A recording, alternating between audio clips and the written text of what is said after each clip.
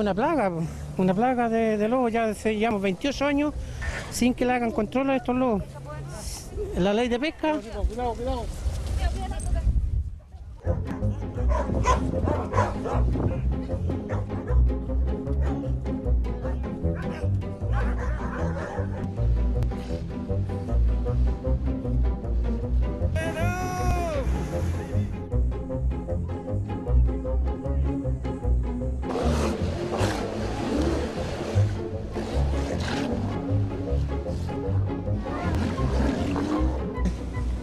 Venimos de Novedosa nomás a verlo.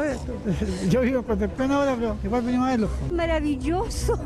Y me da una pena tan grande porque ellos vienen arrancando de las orcas. Esto es una plaga de lobos, ya llevamos 28 años sin que le hagan control a estos lobos. La ley de pesca. Cuidado, cuidado.